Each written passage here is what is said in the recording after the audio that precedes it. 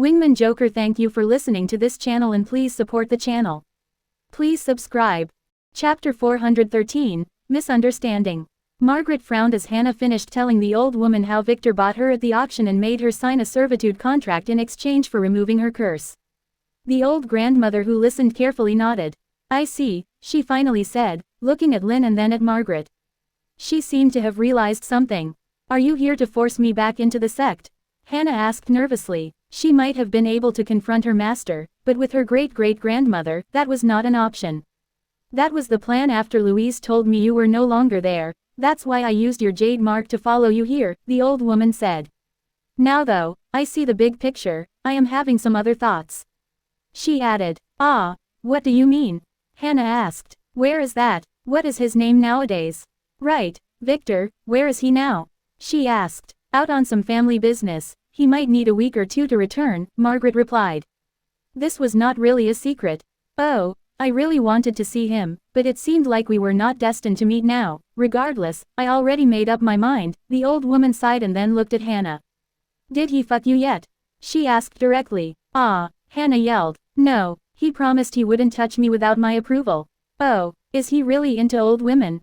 The grandmother asked with a frown, looking at both Victor's wives. They didn't look that old to her. She fixed her eyes for a moment on Margaret.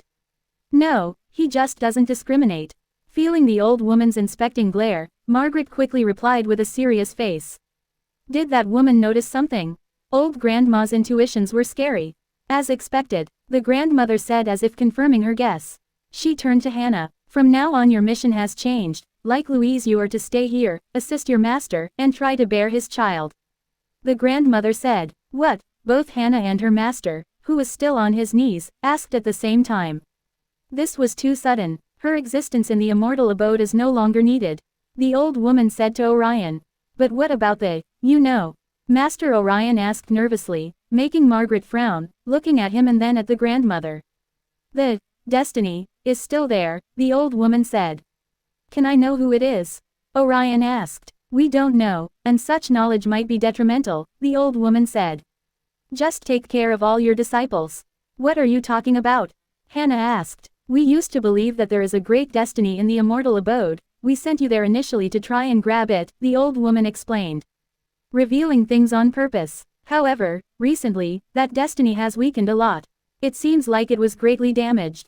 She added with a frown, making Margaret almost blur out that the destiny the old woman kept mentioning was probably Sebastian, who was beaten into a pulp by her outside. Then, Master Orion asked. You will carry on with your mission. That destiny might have been weakened, but it was still there. Then Hannah hesitated. As I told you, your mission is here from now on. She said. Stop resisting it. Ah, but, Hannah whispered. She was not opposing staying here, she was just not sure about carrying Victor's baby's part. Stop arguing, the old woman said, then turned to face Margaret. I have a message for your husband, make sure to deliver it. What? Margaret asked. She was not sure what was going on here anymore. Tell him that we know his true identity too, and we are willing to work together. The grandmother said solemnly. True identity? Margaret frowned nervously, wondering if the old woman meant the Nutcracker. Or did Victor have some other persona that she had no idea about? Yes, although I had no idea. At first, all those reports about him made sense now. He is the only one who could have all that authority. Now we know that he was the one who did it and we are okay with it. She said with a smirk as if she found out something big. What do you mean? The one who asked was Hannah. Well, think about it. A young man who was known to be a timid and weak boy suddenly gained the Von Weiss family's recognition, getting an elite status and all the resources in the world. Hell, they even allowed him to marry a group of normal girls in a public wedding, breaking every rule. This has only one meaning. What? Hannah asked as Margaret's face became strange. He is above the rules. The grandmother said with a knowing smile as if she had figured it all out. Tell him that Louise and Hannah are our tokens of friendship. He can use them however he wants. We hope to work together in the future to destroy our common enemy. The old woman said to Margaret, who had totally no idea what she meant. She was 99.9999% sure there was some huge misunderstanding here. What common enemy? Hannah asked once again. She had no idea what was going on. Your new, young, master will tell you, the grandmother said. Ah, I don't think he will. He keeps a lot of secrets, Hannah commented. Even better, one must only know what is needed, the old woman said with a nod. Then frowned as she looked at an old watch in her hand that began to vibrate. I am already out of time, I need to leave. Just do what I told you to. Fate can't be cheated without keeping many cards in the dark, she added as she stood up, took 2 steps, and then disappeared as if she never existed. Quote. She left like that? Lynn asked, looking around. Left, the confirmation came through her earpiece. It was Elise who was keeping an eye on the mansion's array center. I must go too, Master Orion said as he was finally able to stand up. Take care of yourself, Hannah, and remember to invite me to your wedding, he said as he quickly left. Wait, Master, I have some questions, Hannah wanted to ask, but sadly Master Orion left without looking back. It was as if he was a man on a mission. What the? Hannah stood there wondering what just happened. Don't ask me, I am as confused as you are, Margaret said as she quickly used her dragon wife's connection to call Lily. She was the most knowledgeable one between them. Ellipsis. Lily opened her eyes and slowly stood up. What, is your rest over? Julian asked. His sister had been making some very lewd expressions for the last hour, so he didn't dare to wake her up. She was the violent type after all. I need to make a phone call before we enter the dungeon, so I will be heading toward the highway. I will return in an hour or. She paused, then sat down again and closed her eyes. What's wrong? Julian asked. I need more rest, she said. Margaret was trying to contact her. WTF. Ellipsis. Roy sighed and watched as Lara and her friends looked down nervously at their own little feet, avoiding looking straight at George who was glaring holes into them. It seemed they had finally realized what wrong they did. They were currently standing in his father's office, together with Iris and Max. Why was he here? Roy had no idea as no one invited him. He was waiting for them when they arrived as if he knew something. Do you know how angry your father would have been if anything were to happen to you? George asked. From the way he moved, Roy could tell that he was a little annoyed by Max being here. Sorry, I didn't think things through, I didn't mean to make you worry, Lara said, biting her lip. But I just couldn't let those criminals go free, she said with determination. Quote. Whose idea was this? Max asked harshly, looking at Rita and the rest of the girls. One of them flinched. Her name was Ren or something. Max, leave this to George, Iris interrupted.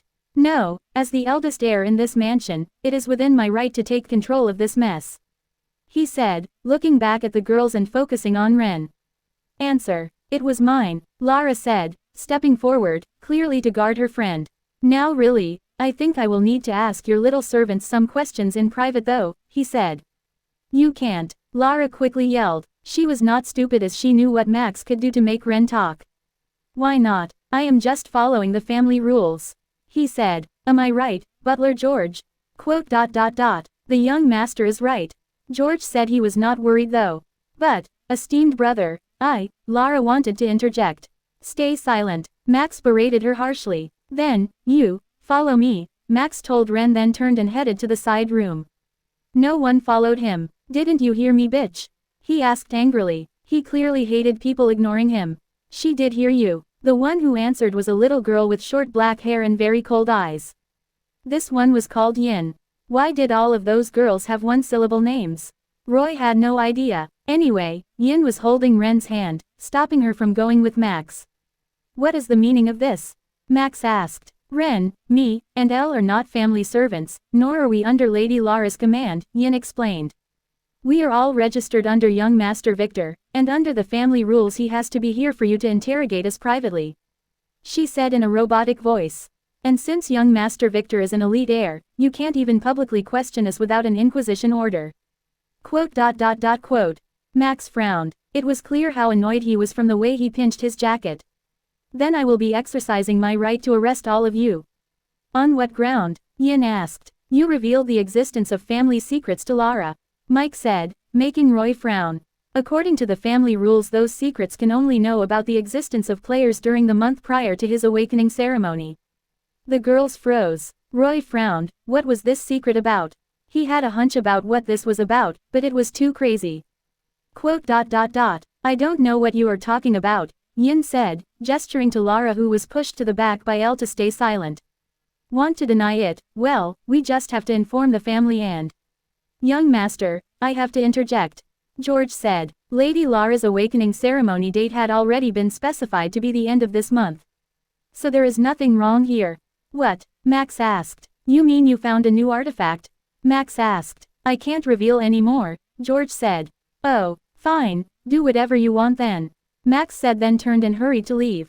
He seemed a little annoyed by what happened, but for some strange reason, Roy felt that he was completely acting. George, who watched him leave, probably felt the same, as his eyes kept looking at the door even after Max left. Ellipsis. Victor opened his eyes in surprise. Lily had returned inside the Soul Pearl after only leaving for 20 minutes or so. Missed me already? He asked with a smirk. We have a problem, she said, not denying what he said. What? Margaret contacted me. An old woman visited the mansion. Did you see her, though, your blood slave? Myself and Ismerlia must have. What's the problem? That woman is probably the von Richter family's patriarch or one of their supreme elders, Lily said. What? Wasn't their family completely exterminated? Victor's face turned serious as he realized the gravity of the situation. I know, right? Those bastards didn't show themselves at all in the other timeline. Lily said. This is outside of our calculations. Those bastards seem to have completely erased their existence from their heirs and agents' memory. Oh, Victor frowned. What did the old woman want?